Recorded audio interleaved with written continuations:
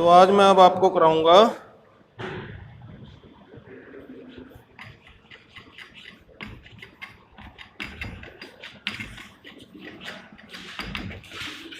Operator overloading continued. Last lecture में हमने operator overloading का कॉन्सेप्ट देखा था, कैसे हम उसको करेंगे, यूनरी ऑपरेटर और बाइनरी ऑपरेटर। देखो हमने दो ऑपरेटर्स को ओवरलोड करना है, यूनरी को और बाइनरी को। यूनरी वाला हमने किया था, मैं उसको दोबारा एक्सप्लेन करूँगा। और दो तरीके से हम ओवरलोड कर सकते हैं, एक तो मेंबर फंक्शन बनाकर और एक फ्रेंड फंक्शन बनाकर। तो हम इसको एक बार रिवाइज कर लेते हैं जो पिछला काम किया था, और आगे जो करना है उसको हम कर लेते हैं। तो यूनरी ऑपरेटर हमने किया था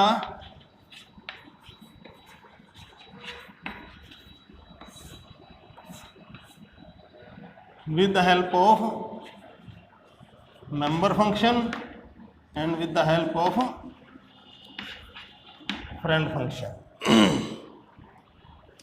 मेंबर फंक्शन की अगर आप मदद लोगे, मतलब कि उस क्लास का प्रॉपर मेंबर बनाओगे अगर उसको, फंक्शन को, फंक्शन का कौन सा होता है ऑपरेटर ओवरलोड करने के लिए फंक्शन फिक्स है, ऑपरेटर और उसके आगे सिंबल, ये उस फंक्शन का नाम रहेगा।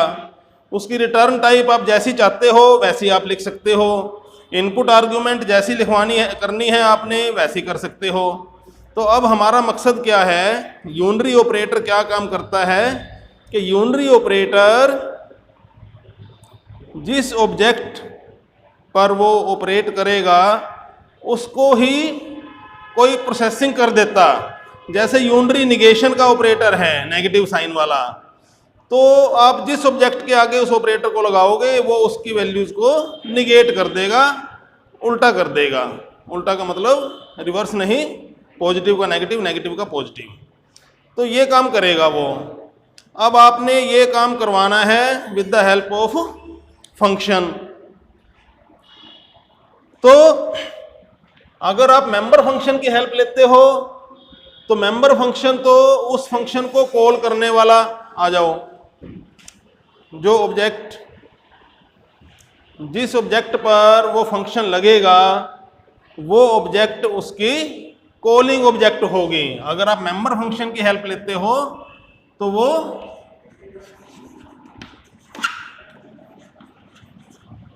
कॉलिंग ऑब्जेक्ट, जो ऑब्जेक्ट उस फंक्शन को कॉल करेगी उसी ऑब्जेक्ट के ऊपर वो फंक्शन ऑपरेट कर देगा। और अगर आप फ्रेंड फंक्शन की हेल्प लेते हो तो कोई भी ऑब्जेक्ट फ्रेंड फंक्शन को कॉल नहीं करती। इसको बंद करो दरवाजे को। फ्रेंड फंक्शन को कोई ऑब्जेक्ट डॉट ऑपरेटर लगाकर कॉल नहीं करती। फ्रेंड फंक्शन तो अपने आप ही कॉल हो जाता है। तो जब वो अपने आप कॉल होगा फ्रेंड फंक्शन, तो फिर कौन सी ऑब्जेक्ट के ऊपर ऑपरेट होगा, जो ऑब्जेक्ट उसको आर्ग्यूमेंट के तौर पे पास होगी। इसका मतलब ये हुआ कि अगर आप फ्रेंड फंक्शन की हेल्प ले रहे हो तो आपने उस फंक्शन में इनपुट आर्ग्यूमेंट के तौर पे एक ऑब्जेक्ट पास करवानी है। फ्रेंड फंक्शन में एक ऑब्जेक्ट इनपुट आर्ग्यूमेंट के तौर पे पास करवानी है जिस ऑब्जेक्ट के ऊपर वो ऑपरेट होगा। ये मैं यूनरी ऑपरेटर के लिए समझा रहा हूं आपको। मेंबर फंक्शन में क्योंकि कॉलिंग ऑब्जेक्ट ही ऑपरेट होने वाली ऑब्जेक्ट बन जाएगी, इसलिए इनपुट आर्ग्यूमेंट के तौर पे आपने कोई भी ऑब्जेक्ट पास नहीं करवानी। फ्रेंड फंक्शन बना रहे हो तो एक ऑब्जेक्ट इनपुट आर्ग्यूमेंट के तौर पे पास करवानी है। ये मैं पिछले लेक्चर में आपको एक्सप्लेन कर चुका हूँ। यूनरी ऑपरेटर के लिए दोनों फंक्शन कैसे यूज करोगे, प्रैक्टिकल में आप करके देखोगे तो थोड़ा और क्लियर हो जाएगा। अब है बाइनरी ऑपरेटर। आ जाओ बेटा। बाइनरी ऑपरेटर, बाइनरी ऑपरेटर में भी चाहे तो आप मेंबर फंक्शन बना सकते हो और चाहे तो आप फ्रेंड फंक्शन बना सकते हो। अब बाइनरी ऑपरेटर ऐसा होगा कि भाई जिसके दो ऑपरेंड होंगे, एक ऑपरेंड उसके लेफ्ट साइड में लिखा जाता है, एक ऑपरेंड उसके आगे राइट साइड में लिखा जाता है। तो जो ऑपरेंड लेफ्ट साइड में लिखा जाएगा वो ऑपरेंड उस फंक्शन को कॉल करने का काम करेगा। ये मैं मेंबर फंक्शन के केस को समझा रहा हूं। मेंबर फंक्शन अगर आप बना रहे हो तो क्योंकि मेंबर फंक्शन को तो कॉल करने के लिए ऑब्जेक्ट चाहिए, तो ऑब्जेक्ट कौन सी होगी? जो ऑपरेंड, जो ऑब्जेक्ट उस ऑपरेटर के लेफ्ट साइड में होगी, वो ऑब्जेक्ट तो उस फंक्शन को कॉल करेगी। आ जाओ,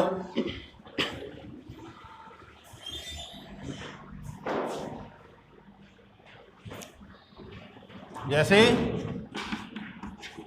a प्लस बी है या R1 प्लस R2 था, तो R1 और R2 दोनों क्या है? रैशनल टाइप की ऑब्जेक्ट हैं। ये रैशनल टाइप आपको मैंने क्लास पहले समझाई हुई है। तो इनके ऊपर आपने प्लस का ऑपरेटर रीडिफाइन करना था, वो उसके लिए मेंबर फंक्शन बना दिया। अब वो मेंबर फंक्शन R1 ऑब्जेक्ट तो कॉल करेगी डॉट ऑपरेटर लगाकर, और R2 ऑब्जेक्ट उस फंक्शन को एज आर्ग्यूमेंट पास हो जाएगी। तो दोनों ऑब्जेक्ट इसको एक्सेसिबल हो जाएंगी। तो R1 ऑब्जेक्ट के जो मेंबर्स हैं वो तो कॉलिंग ऑब्जेक्ट के मेंबर हो गए, उसके तो घर में ये सर्वेंट है, जो फंक्शन है, नौकर है, तो R1 ऑब्जेक्ट के तो घर में पहुंचा हुआ है, तो उनके जो न्यूमरेटर और डिनोमिनेटर हैं उनको तो वो खाली नाम से बुलाएगा, और R2 के जो न्यूमरेटर डिनोमिनेटर होंगे उनके आगे डॉट लगाकर R2 dot numerator, R2 dot denominator, तो वो ऐसे यूज करेगा इनको। खैर वो तो आगे की बात थी। तो आपको मैंने सिर्फ ये समझाया कि अगर आप मेंबर फंक्शन बना रहे हो ऑपरेटर ओवरलोडिंग में बाइनरी ऑपरेटर का, तो लेफ्ट साइड वाला ऑब्जेक्ट उसको कॉल करने का काम करेगी, राइट साइड वाली ऑब्जेक्ट उसमें आर्ग्यूमेंट के तौर पे पास होगी। अब आप कहते हो जी मैं मेंबर फंक्शन नहीं बनाता, मैं तो फ्रेंड फंक्शन बनाता हूं। तो जब आप फ्रेंड फंक्शन बनाओगे तो फ्रेंड फंक्शन तो किसी ऑब्जेक्ट से कॉल नहीं होता। फ्रेंड फंक्शन के लिए तो कोई हमें ऑब्जेक्ट नहीं चाहिए कि उसके आगे डॉट ऑपरेटर लगाएं और फिर फ्रेंड फंक्शन को कॉल करें, क्योंकि वो मेंबर तो है नहीं। तो वो फंक्शन तो ओपन में कॉल होता है, इन जनरल कॉल होगा। तो जब उसने किसी ऑब्जेक्ट को कॉलिंग के लिए यूज ही नहीं किया तो फिर वो ऑब्जेक्ट को कैसे एक्सेस करेगा? तो फिर इस केस में हमें दोनों ऑब्जेक्ट एज आर्गुमेंट के तौर पे पास करवानी पड़ेंगी। ये मैं सिर्फ आपको थ्योरेटिकली समझा रहा हूँ, अभी प्रैक्टिकली भी आप प्रोग्राम बना लेंगे उसमें हो जाएगा क्लियर। क्या बात बताई मैंने कि अगर आप मेंबर फंक्शन बना रहे हो, चाहे यूनरी ऑपरेटर का चाहे बाइनरी ऑपरेटर का, अगर आप मेंबर फंक्शन बनाते हो तो एक ऑब्जेक्ट तो आपको कॉलिंग ऑब्जेक्ट के तौर पे मिल ही गई। यूनरी ऑपरेटर में सिर्फ आपको एक ही ऑब्जेक्ट चाहिए तो वो कॉलिंग ऑब्जेक्ट के तौर पे मिल जाएगी। बाइनरी ऑपरेटर में आपको दो ऑब्जेक्ट चाहिए तो एक ऑब्जेक्ट कॉलिंग ऑब्जेक्ट के तौर पे मिल जाएगी, दूसरी ऑब्जेक्ट आर्ग्यूमेंट के तौर पे मिल जाएगी। लेकिन अगर आप फ्रेंड फंक्शन बना रहे हो तो फ्रेंड फंक्शन में क्योंकि कॉलिंग ऑब्जेक्ट नहीं आती, तो इसलिए आपको यूनरी ऑपरेटर के फ्रेंड फंक्शन में एक ऑब्जेक्ट जो देनी है वो आर्ग्यूमेंट के तौर पे दोगे, और बाइनरी ऑपरेटर के केस में दो ऑब्जेक्ट जो देनी है वो दोनों इनपुट आर्ग्यूमेंट के तौर पे दोगे। क्लियर हो गई बात?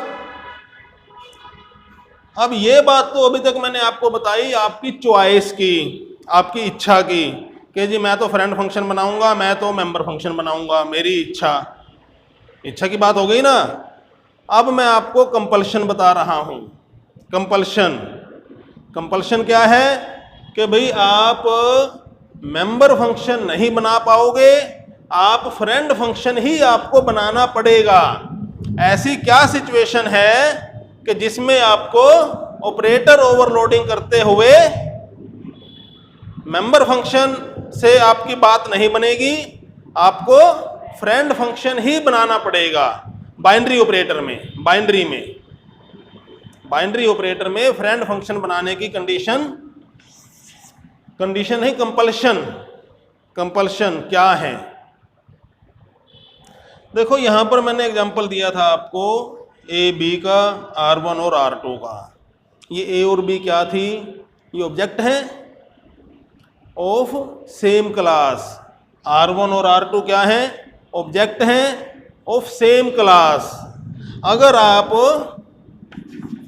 R2 प्लस R1 भी कर देते हो तो कोई फर्क पड़ेगा? वही क्लास का मेंबर कॉल हो जाएगा, उसको R2 ऑब्जेक्ट कॉल करने वाली हो जाएगी, R1 ऑब्जेक्ट उसमें आर्ग्यूमेंट के तौर पे पास हो जाएगी। जब तक कि commutative operation, commutative property valid है, रिजल्ट में कोई अंतर नहीं आएगा। चाहे आप R1 प्लस R2 कर दो, चाहे R2 प्लस R1 कर दो, तो मेंबर फंक्शन इसमें एप्लीकेबल रहेगा, मेंबर फंक्शन का आप यूज कर सकते हो। लेकिन आप ऐसी सिचुएशन देखो जिसमें एक तो ऑब्जेक्ट R1 है, रैशनल नंबर की ऑब्जेक्ट, और दूसरी ऑब्जेक्ट C1 है। C1 क्या है? Complex number. अब C1 कॉम्प्लेक्स नंबर की ऑब्जेक्ट है, R1 रैशनल नंबर की ऑब्जेक्ट है। रैशनल क्लास अलग है, कॉम्प्लेक्स क्लास अलग है। अब कॉलिंग ऑब्जेक्ट कौन सी होती है? कॉलिंग ऑब्जेक्ट तो फर्स्ट ऑब्जेक्ट होती है, लेफ्ट हैंड वाली। तो अगर आप R1 प्लस C1 लिख रहे हो तो R1 ऑब्जेक्ट कॉलिंग ऑब्जेक्ट है, तो इसका मतलब मेंबर फंक्शन कहाँ लिखना चाहिए? रैशनल वाली क्लास में। लेकिन अगर आप C1 प्लस R1 लिख देते हो, बात तो वही है, कम्यूटेटिव ऑपरेशन वैलिड है, इसके ऊपर प्लस का एडिशन का ऑपरेशन है। a प्लस बी करो, 5 प्लस 7 करो या 7 प्लस 5 करो, रिजल्ट 12 ही आता है। तो आप R1 प्लस C1 की बजाय C1 प्लस R1 अगर आप लिखते हो तो क्या होगा कि भाई अब C1 ऑब्जेक्ट कॉलिंग ऑब्जेक्ट का रोल प्ले करेगी। और कौन सी क्लास में वो मेंबर मिलना चाहिए? कॉम्प्लेक्स क्लास में। तो भाई कॉम्प्लेक्स क्लास में भी मिल सकता है मेंबर, मिलना चाहिए, और रैशनल क्लास में भी मिलना चाहिए, और मेंबर फंक्शन ही होने चाहिए। तो मेंबर फंक्शन की तो लिमिटेशन है भाई, मेंबर तो एक क्लास का होगा, दोनों क्लासों का मेंबर कैसे हो जाएगा? दोनों क्लासों को एक्सेस अगर आपने करवाना है तो फिर तो फ्रेंड पे ही जाना पड़ेगा हमें। तो फ्रेंड फंक्शन की कंपल्शन, इसमें आपके पास चॉइस नहीं रही अब कोई कि मैं मेंबर बनाऊं या फ्रेंड बनाऊं। अब आप मेंबर नहीं बना सकते। ऐसी सिचुएशन में आपको फ्रेंड ही बनाना पड़ेगा। ये बात समझ में आ गई?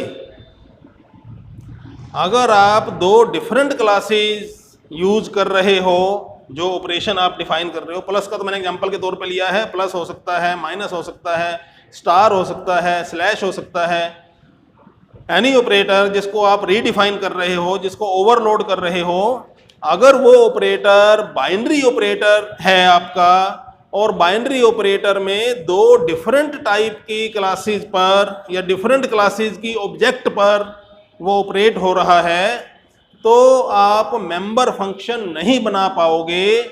उस केस में आपको फ्रेंड फंक्शन ही बनाना पड़ेगा। ये पॉइंट क्लियर हो गया? आप इसको प्रैक्टिकल में करके देख सकते हो। अब मैं इसको एग्जांपल इसका करा देता हूं प्रोग्राम। ये क्लियर हो गई ना? बाइनरी का भी और यूनरी का भी, फ्रेंड फंक्शन का भी और मेंबर फंक्शन का भी।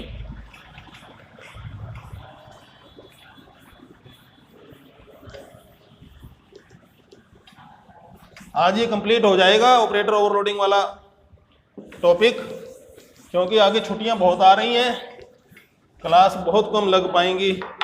ये भी मैं आज वाली क्लास 10 बजे प्रोग्राम है, लेकिन उससे पहले ये ले रहा हूँ आपकी क्लास। अच्छा, आप कौन सा प्रोग्राम बनाएंगे? आप बाइनरी का मेंबर फंक्शन वाला बना लेते हैं पहले, फिर फ्रेंड फंक्शन का कर देंगे। तो मैंने अपनी क्लास बनाई थी क्लास टेस्ट।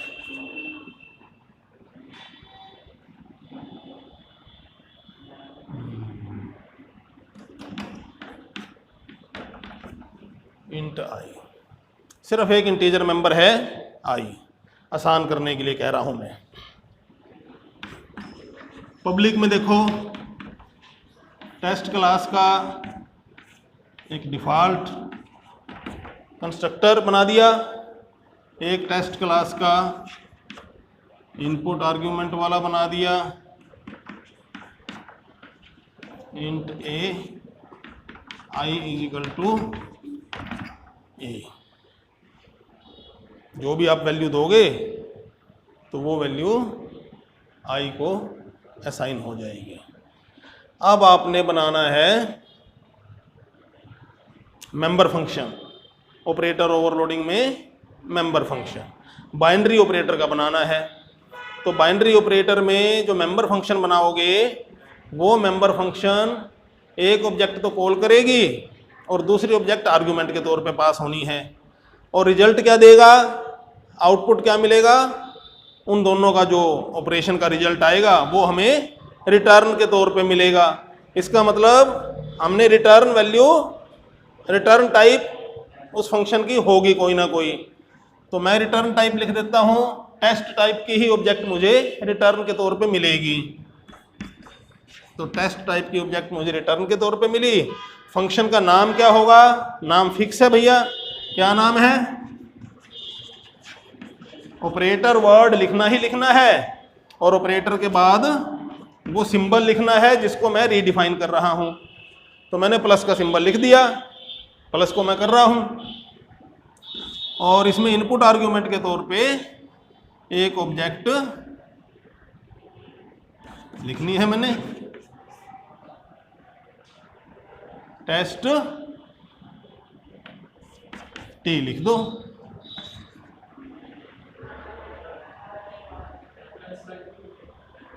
एम्परसेंड नहीं लेंगे, वो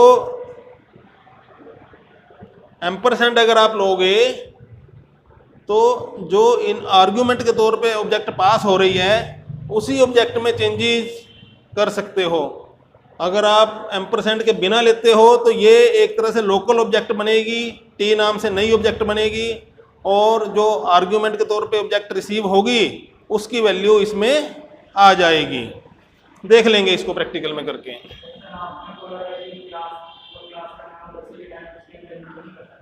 हाँ नहीं कर सकते, लेकिन कंस्ट्रक्टर में तो ऐसा था, कंस्ट्रक्टर में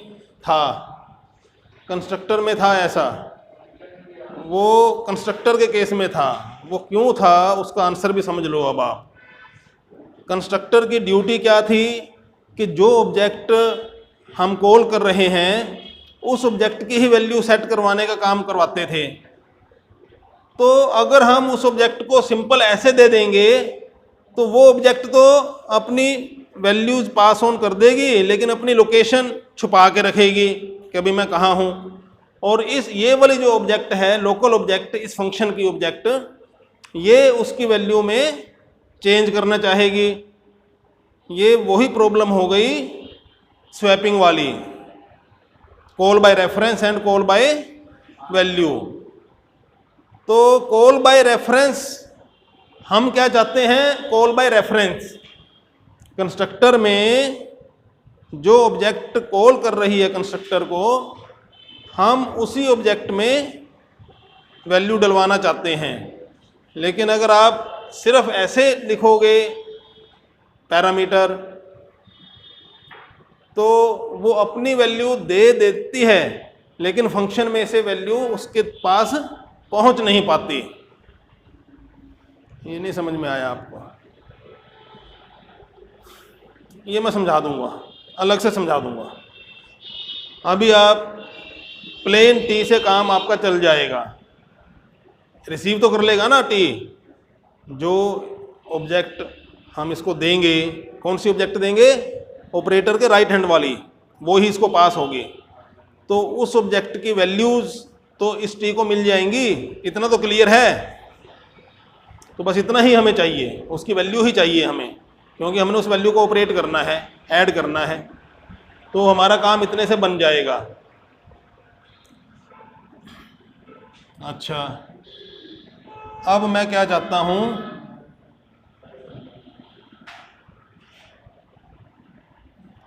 कि एक टेस्ट टाइप की ऑब्जेक्ट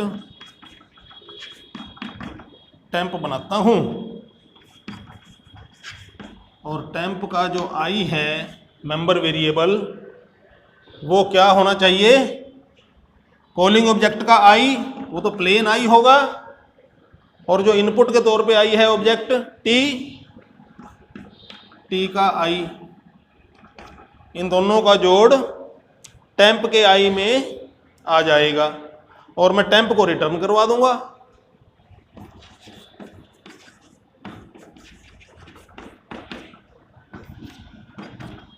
रिटर्न टेम्प।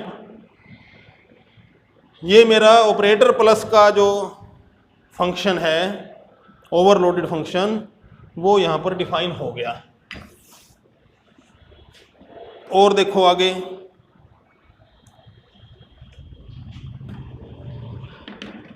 मेन में आपने टेस्ट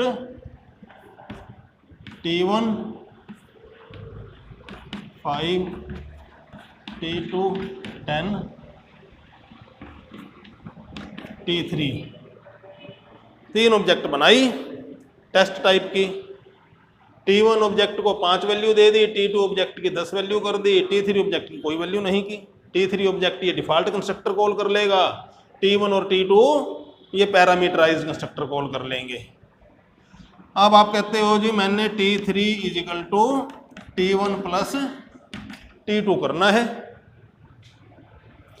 तो यहां पर अब ये प्लस का ऑपरेटर ओवरलोडेड है, ये देखेगा कॉन्टेक्स्ट, इसको बोलते हैं कॉन्टेक्स्ट सेंसिटिविटी। तो ये कॉन्टेक्स्ट सेंसिटिव होगा, ये देखेगा कि भाई मेरे को कौन कौन से ऑपरेंड मिले हुए हैं, उनकी टाइप क्या है। तो इसको टाइप मिल जाएगी कि भाई ये तो टेस्ट टाइप के हैं ऑब्जेक्ट, तो टेस्ट टाइप में ये सर्च करेगा कि भाई मेरी डेफिनेशन क्या है, मैंने कौन सा फंक्शन कॉल करना है, तो यहाँ पर उसको ऑपरेटर प्लस वाला फंक्शन मिल जाएगा। अब इस फंक्शन को कॉल करने की जिम्मेवारी T1 ऑब्जेक्ट की होगी, और T2 ऑब्जेक्ट इसको एज आर्ग्यूमेंट पास हो जाएगी।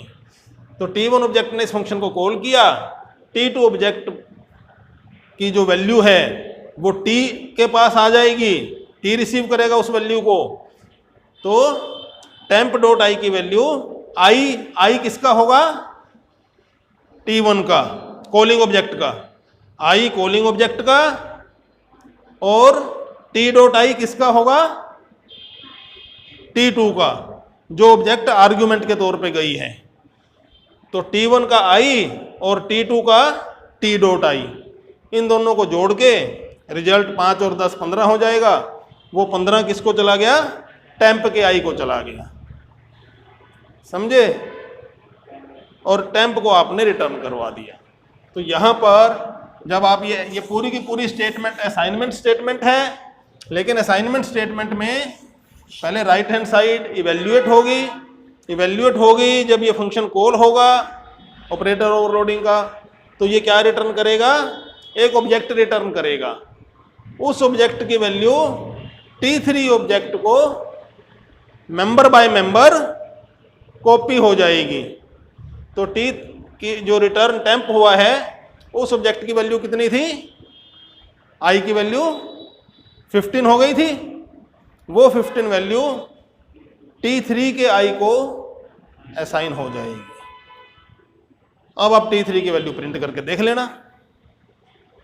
ये तो था with the help of member function. अब आप इसी काम को करो with the help of friend function.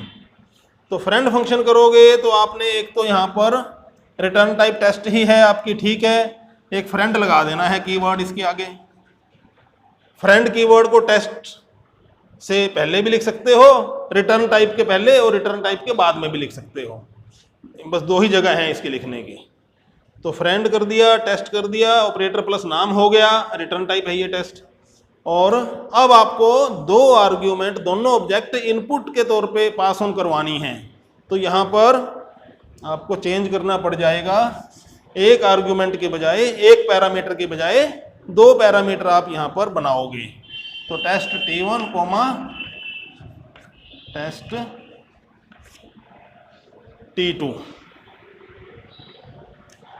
Test temp आपने एक टेम्परेरी ऑब्जेक्ट बनाई यहाँ पर। तो टेम्प का आई क्या होगा अब, T1 का आई प्लस T2 का आई। अब कॉलिंग ऑब्जेक्ट नहीं है कोई भी, इसलिए प्लेन आई लिखने से बात नहीं बनेगी। प्लेन आई तो कॉलिंग ऑब्जेक्ट का आई होता है। अब ये फंक्शन किसी के घर में नहीं है, किसी ने इसको बुलाया नहीं फंक्शन को कि आ भाई मेरे घर में आके काम कर। तो लेकिन इसके पास ये अधिकार है कि भाई ये उस टाइप की ऑब्जेक्ट के पास किसी के घर में जा सकता है, किसी के घर में भी एंटर हो सकता है, एंट्री से नहीं रोकेंगे, लेकिन बुलाएगा नहीं कोई भी ऑब्जेक्ट इसको। तो T1 की आई और T2 की आई दोनों जुड़ जाएंगी। अब काम यही है, यहाँ पर तो यही स्टेटमेंट है, सेम स्टेटमेंट रहेगी मेन में, लेकिन यहाँ पर कैसे काम करेगी, अब ये वही प्लस का ऑपरेटर है, कॉन्टेक्स्ट सेंसिटिव है, ये देखेगा कि भाई मेरी ऑपरेंड किस टाइप की हैं, कि भाई ये तो टेस्ट टाइप की हैं, तो टेस्ट में ढूंढ करेगा। टेस्ट में ढूंढ करेगा तो ये देखेगा कि भाई मुझे फ्रेंड, मेरा मेंबर फंक्शन तो कोई नहीं है प्रॉपर, लेकिन एक फ्रेंड फंक्शन जरूर पड़ा है, तो फ्रेंड फंक्शन को ही यूज करते हैं। तो फ्रेंड फंक्शन में ये दो उसको इनपुट पैरामीटर दिखाई देंगे, वो दोनों के दोनों जो ऑब्जेक्ट हैं, लेफ्ट वाली भी और राइट वाली भी, दोनों ऑब्जेक्ट इसको आर्ग्यूमेंट के तौर पे पास ऑन करवा देगा। अंदर सारा काम हो जाएगा, रिटर्न में टेम्प मिल जाएगा, टेम्प इसकी जगह पर सब्स्टिट्यूट हो जाएगा, फिर असाइनमेंट ऑपरेशन वाला काम चलेगा। टेम्प के मेंबर की वैल्यू T3 के मेंबर की वैल्यू को असाइन हो जाएगी। ये आपको करा दिया मैंने ऑपरेटर ओवरलोडिंग का बाइनरी ऑपरेटर, मेंबर फंक्शन की हेल्प से भी, फ्रेंड फंक्शन की हेल्प से भी। बस अब लास्ट काम रह गया कि बाइनरी ऑपरेटर हेट्रोजीनियस ऑब्जेक्ट, एक ऑब्जेक्ट आपकी कॉम्प्लेक्स टाइप की है, एक ऑब्जेक्ट आपकी रैशनल टाइप की है, दोनों ऑब्जेक्ट आप यूज कर रहे हो, तो उसमें फिर मेंबर फंक्शन से बात नहीं बनेगी, उसमें आपको फ्रेंड फंक्शन ही यूज करना पड़ेगा। आप इसको प्रैक्टिकल में करके देख सकते हो, मेरे को कहते हो तो अभी हैं पड़े, चलो 10 मिनट मैं बना देता हूँ प्रोग्राम।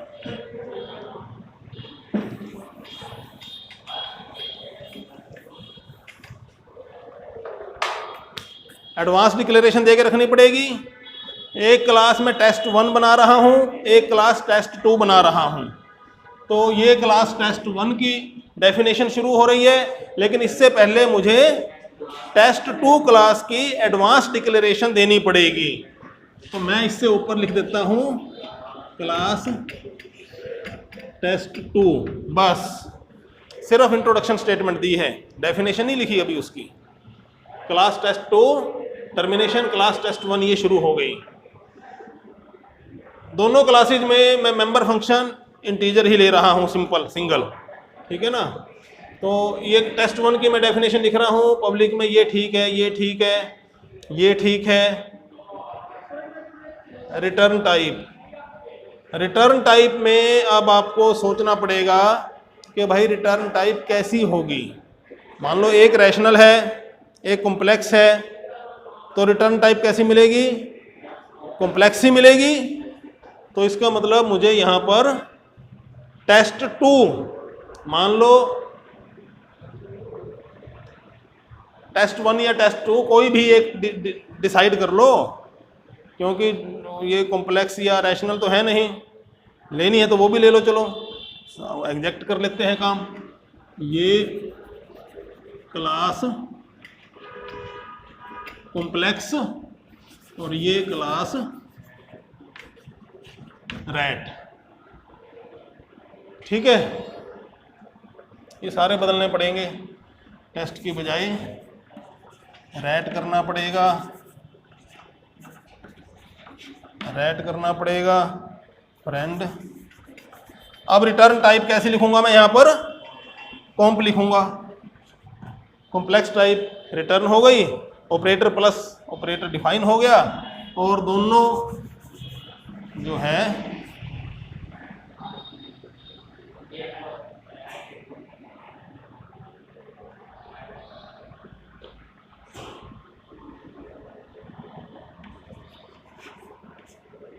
रैट आर और कॉम्प सी।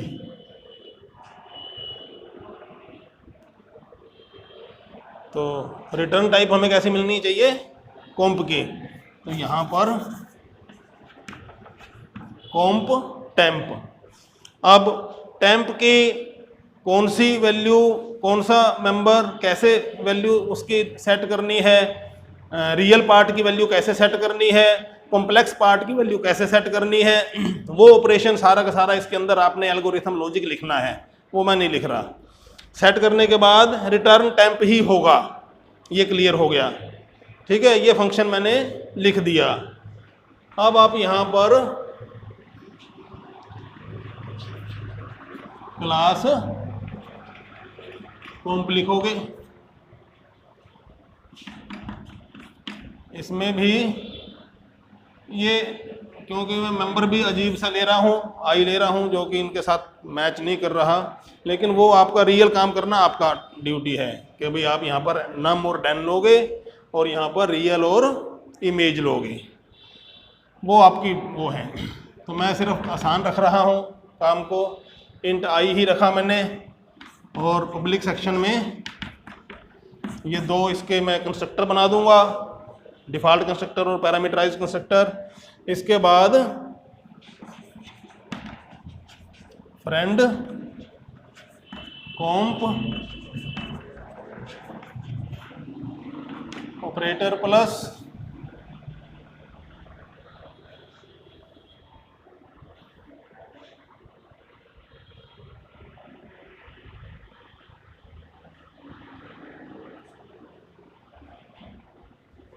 रैट आर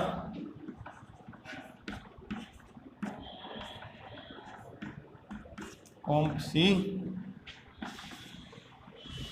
ये सारा कोड सेम ही रह जाएगा, सारा कोड सेम हो जाएगा, कोई दिक्कत नहीं है।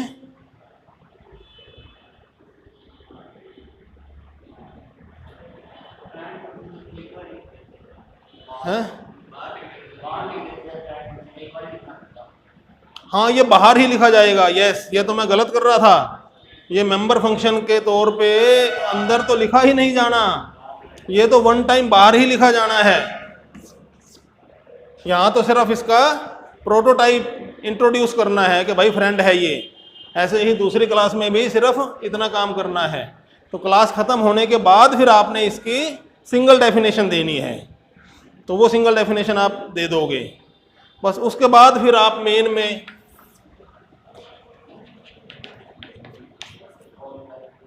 में कॉम्प C1 और C2 रैट R1 और वैल्यू भी दे दोगे। मान लो C1 की भी आपने वैल्यू दे दी, C2 को ऐसे ही रखा, R1 की भी वैल्यू दे दी। फिर आपने कहा C2 is equal to C1 plus R1 और इसकी आउटपुट दिखा दी। फिर दोबारा C2 is equal to R1 plus C1 और फिर उसकी आउटपुट दिखा दी। मतलब दोनों बार C2 को आपने प्रिंट करके देख लिया, चेक कर लिया, तो सेम मिलेगी, आपको सेम मिलेगी।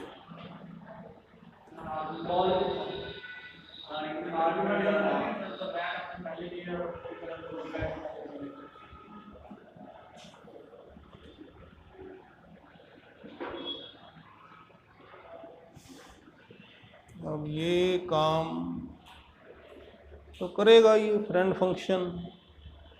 आर्ग्यूमेंट का अगर फ़र्क पड़ रहा है, ऑर्डर का फ़र्क पड़ रहा है ना, आर्ग्यूमेंट का ऑर्डर का तो फ़र्क पड़ेगा ही। तो इस काम को करने के लिए क्या हम दो फंक्शन अलग अलग लिखेंगे?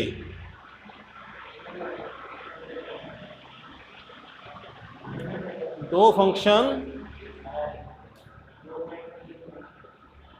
और दोनों फंक्शन को दोनों क्लासेज का फ्रेंड बनाएंगे, ऐसे करेंगे। आप कंफर्म हो? बुक में देखा हुआ है ऐसे? चलो ये क्वेश्चन मार्क रह गया, इसको प्रैक्टिकली आप देखेंगे करके कि फ्रेंड फंक्शन बनाने पर सिर्फ एक ही वर्जन फ्रेंड फंक्शन का बनाना होगा या दो वर्जन बनाने होंगे। देख लेते हैं, प्रैक्टिकल में देखेंगे। करो, बंद करो इसको।